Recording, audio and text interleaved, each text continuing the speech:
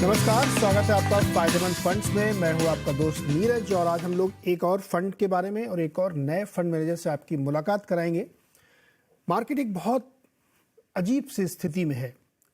बहुत तेज़ बिकवाली हमने देखी कुछ दिनों में पूरी दुनिया के बाज़ारों में। अलग अलग उसके रीजंस हैं, क्यों ऐसा हो रहा है, लोग क्यों इतना ज़्यादा बेच रहे हैं। बड़े निवेशक भी बहुत बेच रहे हैं, छोटे निवेशक भी अब लग रहा है बेच रहे हैं। तो बाज़ार में क्या हो रहा है इसको समझेंगे और इसी मौके पर उस फंड की चर्चा करेंगे कि आपको क्या उसमें निवेश करना चाहिए। तो आज हमारे साथ जो मेहमान है उनका नाम चरणजीत सिंह जी है और वो डीएसपी म्यूचुअल फंड में फंड मैनेजर हैं। और आज हम बातचीत करेंगे डीएसपी इंडिया टाइगर फंड की कि ये फंड की फ़िलॉसफी क्या है, किस तरीके के स्टॉक्स में ये निवेश करते हैं और आगे इसमें क्या ऑप्शंस आपके पास हो सकते हैं। चरणजीत सिंह, बहुत सारा स्वागत है आपका CNBC आवाज़ फ़ायदेमंद फंड में। और पहला तो सर मेरा सवाल यही है कि ये बाजार में क्या हो रहा है, लोग क्यों इतना बेच रहे हैं? हाँ नीरज जी, ये बहुत अच्छा क्वेश्चन आपने पूछा है, क्योंकि अभी आप देखेंगे जिस हिसाब से हमारी मार्केट की मूव हुई और हमने 20,000 का नंबर देखा मार्केट में अचीव होते हुए, उसके बाद लॉट ऑफ सेक्टर्स जहाँ पे हमने देखा कि स्मॉल और मिड कैप स्पेशली जहाँ पे बहुत ज्यादा अप मूव हो गई थी और मार्केट में वैल्यूएशंस भी फ्रॉथी हो गई थी, जिसको हम कह सकते हैं कि बहुत महंगे हो गए थे स्टॉक। तो अब जब ग्लोबल वरीज आ रही हैं इन द सेंस कि हम देख रहे हैं जैसे इसराइल में कॉन्फ्लिक्ट है, रशिया यूक्रेन वॉर कंटिन्यू चल रही है और जो ग्लोबल यूएस मार्केट्स में भी हमें दिख रहा है, तो उस सब को देखते हुए ग्लोबल एक रिस्क परसेप्शन जो है बढ़ रही है। वो देखते हुए there is a definitely a scenario कि यहाँ पे प्रॉफिट बुकिंग निवेशक करेंगे और वही हो रहा है। अभी हमने देखा है 20,000 से लेके 18,800 के जो मार्केट का आया है, 6% की गिरावट हमने देखी है। तो ये गिरावट यू नो होनी जरूरी थी, क्योंकि what I call it is also healthy correction. और इसमें जो भी फ्रॉथ है और जो बहुत मार्केट चल गई थी उसको फैक्टर इन कर रहा है ग्लोबल वरीज को लेके। और जिस हिसाब से हमने क्रूड ऑयल को भी बढ़ते हुए देखा है, तो उस सबको फैक्टर इन करना पड़ेगा। दूसरा ऐसा है कि अगर हम इंडिया स्पेसिफिक देखें तो हम एक इलेक्शन के पीरियड में जाने वाले हैं।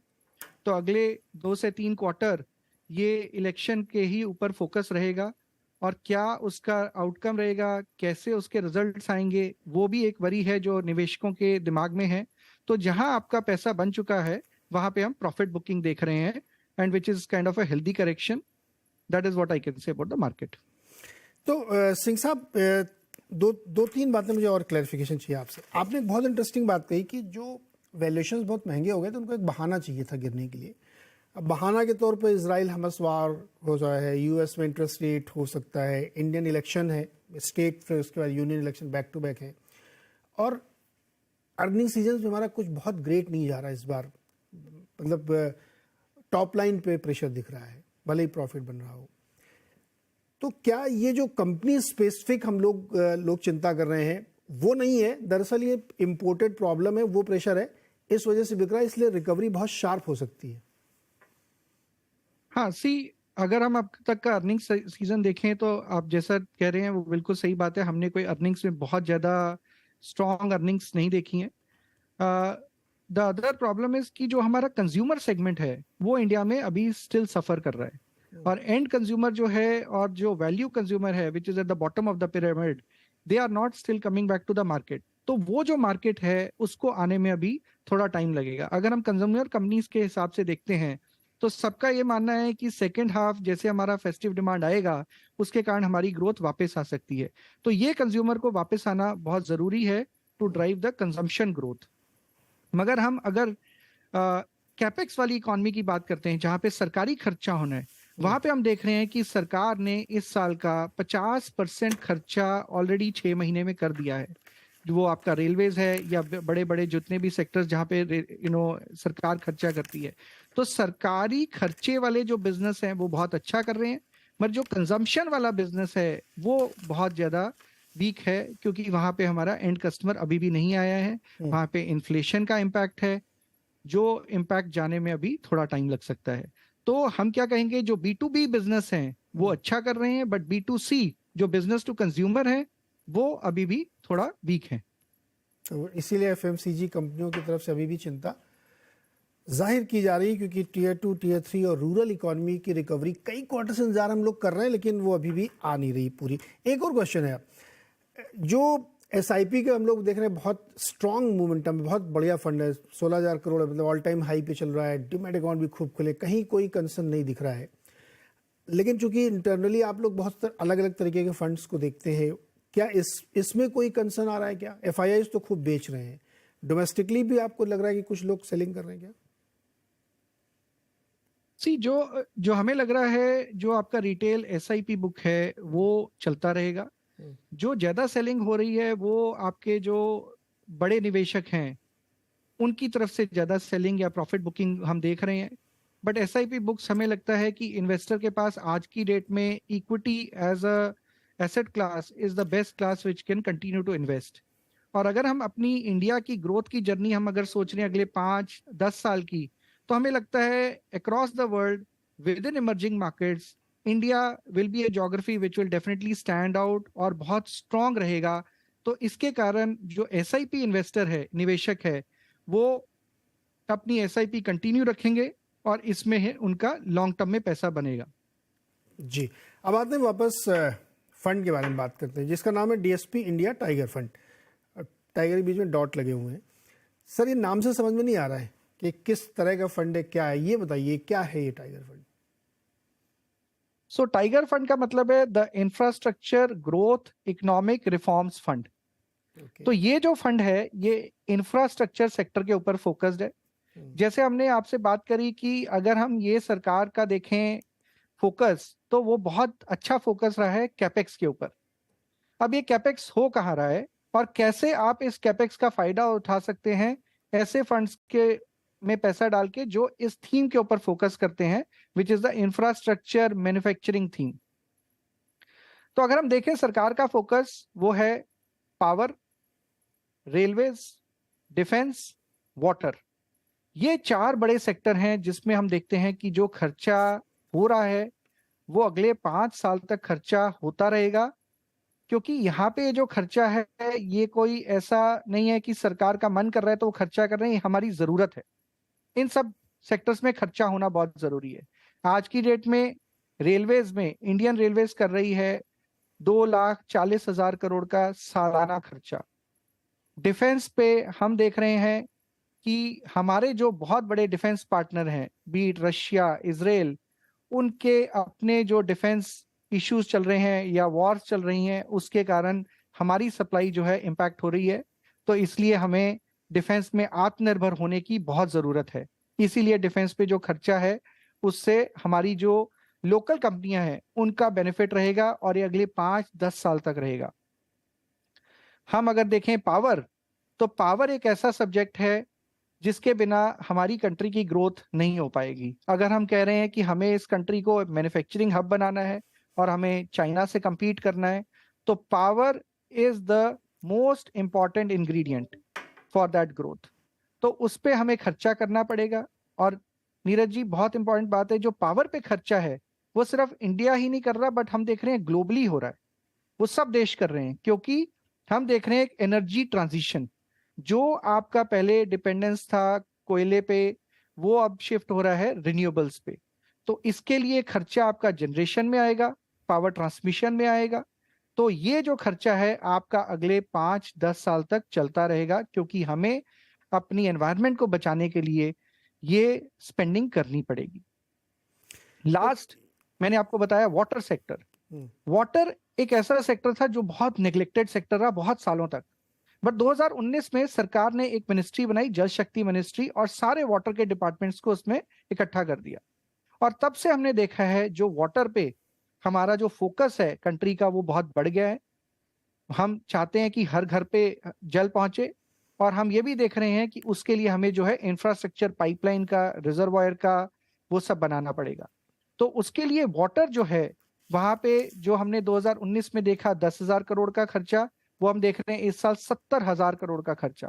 तो हम देख रहे हैं कि सेंट्रल गवर्नमेंट जो है रेलवेज, डिफेंस, पावर और वाटर, ये चारों सेक्टर पे खर्चा करती रहेगी और ये हमें करना पड़ेगा। और इस खर्चे का बेनिफिट लेने के लिए कौन सी कंपनीज हैं उनसे कैसे हम प्रॉफिट ग्रोथ देख सकते हैं, उसके लिए जो है आपको ये इंफ्रास्ट्रक्चर मैन्युफैक्चरिंग ओरिएंटेड फंड देखने पड़ेंगे। ओके, तो ये जो चार आपने सेक्टर गिनाए सर, ये तो काफ़ी विस्तारित हैं और इनकी डेफिनेशंस भी अलग है, और ज़्यादातर इसमें फिर लार्ज कैप या बड़ी कंपनी आपको देखनी पड़ेंगी, और उसमें भी हो सकता है ज़्यादा आपको सरकारी देखनी पड़े। क्या ये मुश्किल होगी एक? तो अगर मैं बात करूं रेलवेज की, तो रेलवेज जो है एक अपने आप में ही एक बहुत बड़ा एंड मार्केट है। रेलवेज अभी खर्चा कहाँ कर रहा है? रेलवे खर्चा करता है नई लाइन बनाने में, या एक लाइन को डबल करने में, या इलेक्ट्रिफिकेशन करने में, बिकॉज हम रेलवेज में भी डीजल से इलेक्ट्रिक पे मूव हो रहे हैं। तो रेलवेज खर्चा कर रहे हैं लोकोमोटिव्स पे, वैगन मैन्युफैक्चरिंग पे। तो ये जो सब चीजें हैं, आपको इसका बेनिफिट लेने के लिए आप बहुत सारी प्राइवेट कंपनीज भी हैं जो सप्लायर हैं रेलवेज के लिए, जो लोकोमोटिव सप्लायर हैं या वैगन सप्लायर हैं या बेरिंग सप्लायर हैं, आप उनके थ्रू एक्सपोजर ले सकते हैं और बेनिफिट कर सकते हैं रेलवेज की इतनी बड़ी बढ़ती डिमांड के लिए। प्लस आपके ईपीसी कॉन्ट्रैक्टर्स हैं जो जाके नई लाइन सेटअप करते हैं या इलेक्ट्रिफिकेशन करते हैं, जिनको इस रेलवेज के कैपेक्स का बहुत बेनिफिट आएगा। सो PSUs एग्जिस्ट करते हैं, but there is a very large opportunity, बहुत सारी और अपॉर्चुनिटी है जो प्राइवेट कंपनियां इसमें कैप्चर कर सकती हैं। डिफेंस में हम आपकी बात से बिल्कुल सहमत हैं कि डिफेंस में डिफेंस PSUs हैं जो सबसे पहले बेनिफिट करेंगी, क्योंकि उनके पास स्केल है, उनके पास अप्रूव्ड प्रोडक्ट है, और उनका कंफर्ट है आर्म्ड फोर्सेस के साथ, और उनकी एक डेवलप्ड पाइपलाइन है, जिसके कारण डिफेंस PSUs उस सेक्टर में बहुत बेनिफिट करेंगी। अगर हम पावर की बात करते हैं, तो पावर एक बहुत बड़ा सेक्टर है जिसमें आपका जनरेशन में खर्चा होगा और ट्रांसमिशन में होगा। अब जनरेशन में आप रिन्यूएबल्स देख रहे हैं जहां पे सोलर और विंड आ रहा है, और हम देख रहे हैं कि कोल बेस्ड कैपेसिटी भी वापस आ रही है, जो हमने बीच में देखा था कि बहुत स्लो डाउन था कोयले वाली कैपेसिटीज का। अगर आपको ट्रांसमिशन की मार्केट चेन देखनी है, तो उसके अंदर भी आपकी केबल्स एंड वायर्स की कंपनीज हैं, आपकी ट्रांसफार्मर कंपनीज हैं, आपके कॉन्ट्रैक्टर्स हैं जो जाके ट्रांसमिशन लाइंस लगाएंगे। सो हम देखते हैं कि इन सेक्टर्स में पावर में नॉट ओनली PSUs बट बहुत बड़ा सेगमेंट है जिसमें आपकी प्राइवेट कंपनीज एग्जिस्ट करती हैं अलग अलग प्रोडक्ट्स में। अगर हम वाटर देखते हैं, वाटर में भी ऐसा ही है नीरज जी, क्योंकि वहां पे आपके EPC कॉन्ट्रैक्टर आएंगे जो आपका प्रोजेक्ट लेंगे स्टेट से, जिसमें सेंट्रल और स्टेट दोनों की फंडिंग है, और उसके अंदर आपकी सबसे बड़ी रिक्वायरमेंट क्या रहेगी? आपकी रिक्वायरमेंट रहेगी पाइप्स की, आपकी रिक्वायरमेंट रहेगी पंप्स की, वॉल्स और सोलर पैनल्स जो आपकी उसमें इलेक्ट्रिसिटी प्रोवाइड करेंगे। तो हम देखते हैं कि पाइप कंपनीज के लिए एक बहुत अच्छी अपॉर्चुनिटी क्रिएट हो जाएगी अगर ये वाटर का जो है कैपेक्स अगले 3-5 साल तक चलता रहेगा। So only very few sectors जहां पे हमें सिर्फ PSUs देखने पड़ेंगे, बट बाकी सब सेगमेंट्स में हमें बहुत अच्छी प्राइवेट कंपनियां अवेलेबल हैं जहां पे हमें अपॉर्चुनिटी कैप्चर होती हुई दिखती है। यहाँ पे एक छोटा सा ब्रेक लेते हैं, और जब ब्रेक से वापस आएंगे तो ये समझने की कोशिश करेंगे कि टाइगर फंड के अंदर जो बहुत सारी थीम्स हैं उसमें क्या क्या मुश्किल आ सकती है या कोई चैलेंजेस आ सकते हैं, इसको डिस्कस करेंगे। स्वागत है आपका फायदेमंद फंड्स में, और आज हम बातचीत करें DSP इंडिया टाइगर फंड के बारे में, जो एक इंफ्रास्ट्रक्चर थीम को इन्वेस्ट के लिए लेकर चल रहे हैं। एलोकेशन जो आपने किया अपने पोर्टफोलियो में, उसमें मार्केट कैप के हिसाब से कैसे रखा है? हाँ, तो हमारा जो फंड है इसमें अगर आप देखेंगे तो इसमें 30% जो है वो है लार्ज कैप, और 70% जो है हमारा स्प्लिट है स्मॉल और मिड कैप स्टॉक्स में। तो हमें ये दिखता है कि स्मॉल और मिड कैप कंपनीज में बहुत सारी अच्छी कंपनीज हैं मैन्युफैक्चरिंग स्पेस में, ये सब सेगमेंट्स को जो केटर कर रही हैं। और हमने क्या देखा है कि पिछले 10 साल में प्राइवेट कैपेक्स में बिल्कुल ग्रोथ नहीं आई है, और काफी सारी कंपनीज जो स्ट्रांग नहीं थी, दे कुड नॉट सर्वाइव। तो अब जो कंपनीज बची हैं वो कंपनीज ही ये सब बेनिफिट को कैप्चर कर पाएंगी, और ये छोटी कंपनीज जो हैं स्मॉल और मिड कैप में, उनकी ability to grow faster than the market वो बहुत ज्यादा रहेगा। क्योंकि हम बहुत सारी सेगमेंट्स में देख रहे हैं जहां पे हमारा शिफ्ट हो रहा है अनऑर्गेनाइज्ड टू ऑर्गेनाइज्ड। जैसे ही आपका GST इंप्लीमेंटेशन हुआ, उसके बाद ये शिफ्ट बहुत तेजी से बढ़ा है। तो जो ये कंपनीज हैं जो ऑर्गेनाइज सेक्टर में स्मॉल और मिड कैप में थी, उनको ये बेनिफिट आ रहा है। प्लस हम देख रहे हैं कि इंडिया की एबिलिटी और इंडिया का जो सामान है एक्सपोर्ट मार्केट्स में, उसकी अभी रिक्वायरमेंट बढ़ती जा रही है। तो इंडिया का जो मैन्युफैक्चरिंग है उसकी एक्सेप्टेंस एक्सपोर्ट मार्केट में बढ़ रही है, तो उसके कारण भी ये कंपनीज को बेनिफिट आएगा। तो इसलिए 70% जो है फंड का हमारा स्मॉल और मिड कैप में एलोकेटेड है। तो सिंह साहब, इस समय चूंकि मिड कैप और स्मॉल कैप में काफ़ी डर है लोगों को, काफ़ी वीकनेस देखने को मिल रही है, तो कैसा प्रदर्शन पोर्टफोलियो के हिसाब से चल रहा है? हाँ, तो अगर आप देखेंगे मार्केट में जिस हिसाब से स्मॉल और मिड कैप में गिरावट आ रही है, उसका इम्पैक्ट कंपनीज पे आएगा, और वो पॉसिबल है क्योंकि ये कंपनीज में लिक्विडिटी कम होती है, और अगर सेलिंग आ रही है तो भाव पे आपका फर्क पड़ेगा। बट हम बिजनेस मॉडल देख रहे हैं कि ये कंपनीज का बिजनेस मॉडल बहुत स्ट्रांग है। अगर उनकी जो है एंड मार्केट डिमांड बहुत बहुत स्ट्रांग है, तो ये जो गिरावट है हमें और अच्छा अपॉर्चुनिटी देगा to increase our position in some of these good stocks. तो हम देखते हैं कि ये अपॉर्चुनिटी है जहां पे निवेशकों को अच्छा भाव मिल सकता है, अच्छी वैल्यूएशन मिल सकती है to build the position for the next 5 years time frame, जो हमें लग रहा है कि इंफ्रास्ट्रक्चर मैन्युफैक्चरिंग की ग्रोथ आपकी इलेक्शन के बाद और अच्छी जोर से चलनी चाहिए। सिंह साहब, एक क्वेश्चन है, जैसे बहुत सारी लीगेसी कंपनीज हैं, मान लीजिए पाइप सेक्टर में बहुत सारी लीगेसीज कंपनी है और कुछ उसमें नए ज़माने की कंपनी आई है। तो जो लीगेसी वाली है उसने अपना कुछ ऐसा बिजनेस कंस्ट्रक्ट कर रखा है कि उसको किसी न किसी क्वार्टर में किसी न किसी बहाने से नुकसान होता ही रहता है। कभी पॉलीमर के दाम गिर गए, कभी रेजिन की इन्वेंट्री का लॉस हो गया। क्या वैसे स्टॉक से दूर रहने का आपको लगता रहना चाहिए, और जो नए ज़माने की कंपनी है उस पर फोकस करना चाहिए?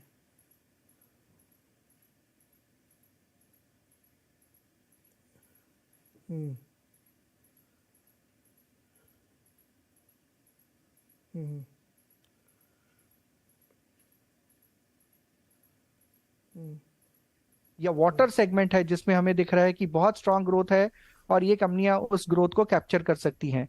सो व्हाट हमें क्या दिखता है कि थोड़े टाइम के बाद इनका वॉल्यूम ग्रोथ आपका पिकअप करने लगेगा, और ये वॉलेटिलिटी जो है आपकी 1 और 2 क्वार्टर के बाद वो मार्केट में पास ऑन कर सकते हैं। तो हम देखते हैं from a next 3 to 5 years perspective कि वाटर की मार्केट कितनी बड़ी हो रही है, या आपकी एग्री की मार्केट में ग्रोथ आ रही है, या आपके रियल एस्टेट में जो पाइपिंग की ग्रोथ आ रही है, क्योंकि रियल एस्टेट सेक्टर भी काफी साल तक वीक था। अगर हम रियल एस्टेट सेक्टर अभी देख रहे हैं तो उसमें हमें दिख रहा है कि सिर्फ 12 महीने की इन्वेंट्री बाकी है। इसका मतलब है जो भी हमारा रेडी प्रोडक्ट था वो सारा बिक चुका है, और अब जो रियल एस्टेट के डेवलपर्स हैं वो सारे बात कर रहे हैं अगले न्यू लॉन्चेस की। तो जैसे हमारा बिल्डअप होगा तो इन कंपनीज के लिए एग्री, वाटर, रियल एस्टेट, ये सब जो डिमांड है volume growth will pick up, and that will help them benefit in the top line. Okay sir, एक सवाल और, रेलवे की थीम जैसे प्ले करनी है तो उसमें एक तो बहुत रनअप आ गया है, और रनअप इसलिए है क्योंकि अब मतलब वन शॉट में 90,000 वैगन का ऑर्डर दिया गया, जो कि अपने आप में 30% वन शॉट बहुत बड़ी चीज़ थी ये। तो उससे जुड़ी हुई मतलब हल्का सा टच भी कोई कंपनी कर रही थी, वो भी मल्टी वैगर हो गई, है ना? तो ऐसे में आप लोग कैसे प्ले करेंगे रेलवे थीम, या आपको लग रहा है कि आप थोड़ा चेंज करना चाहिए, बहुत ज़्यादा ओवर हीटेड है ये? सी ऐसा है कि हम क्या देख रहे हैं कि रेलवेज का खर्चा करने का थॉट प्रोसेस क्या है। हम्म रेलवेज जो खर्चा कर रही है वो कर रही है वैगन्स पे, वंदे भारत ट्रेन्स पे, लोकोमोटिव्स पे। हम्म तो हमारा रेलवेज का थॉट प्रोसेस है कि हमें अपनी एवरेज स्पीड बढ़ानी है, हमें फ्रेट का मिक्स बढ़ाना है, और हमें मोर एफिशिएंट होना है। हम्म तो इसका मतलब है ये कंपनीज के लिए आपने एक पहले देखा 70,000 वैगन्स का टेंडर, अभी एक और टेंडर पाइपलाइन में है। तो जो अपनी डिमांड है इंडियन रेलवेज की वैगन्स की, वो अगले 3 साल तक आपकी कंटिन्यू करती रहेगी। सो इसका मतलब है आपकी जो अर्निंग्स ग्रोथ है इन सब कंपनीज की अच्छी स्ट्रांग है। हम्म उसके अलावा आपको ये देखना चाहिए कि वैगन्स के अलावा इन कंपनीज के पास और क्या बिजनेस है। Can they do metro coaches, can they do electrification work. उससे इन कंपनीज को सिर्फ 3 साल नहीं, अगले 5-8 साल की ग्रोथ अपॉर्चुनिटी मिल सकती है। तो जब भी हम किसी बिजनेस को देखते हैं तो हम देखते हैं कि सिर्फ एक बिजनेस पे वो डिपेंडेंट ना हो, उसके पास मल्टीपल प्रोडक्ट हो, ताकि वो सारी ग्रोथ अपॉर्चुनिटी को कैप्चर कर सके। तभी हम वो पूरा जो साइकिल है जो हम बोल रहे हैं आज की डेट में कि हमें अगले 3 से 5 साल का इंफ्रास्ट्रक्चर का मैन्युफैक्चरिंग का स्ट्रॉन्ग साइकिल दिख रहा है, तो वो कंपनीज कैप्चर कर पाएंगी क्योंकि उनके पास वो कैपेबिलिटी है, मैन्युफैक्चरिंग कैपेसिटी है, प्रोडक्ट है। परफेक्ट। तो सिंह साहब ने बड़े अच्छे से एक्सप्लेन किया कि ये टाइगर फंड की फिलॉसफी क्या है और किस नज़रिए से इसमें वो पैसे लगाते हैं और कैसे चीज़ों को मैनेज करते हैं। तो अगर आप इंफ्रास्ट्रक्चर स्टोरी पे बुलिश इंडिया की, तो ये फंड आपके लिए हो सकता है, इसको आप निवेश के लिए अपने लिए चुन सकते हैं। सर बहुत बहुत शुक्रिया हमारे साथ जुड़ने के लिए और डिटेल में हमें समझाने के लिए टाइगर फंड क्या है। फिलहाल इस शो में इतना ही। अगले हफ्ते में एक और नए फंड मैनेजर और एक और नए फंड से आपकी मुलाकात कराएंगे। नमस्कार।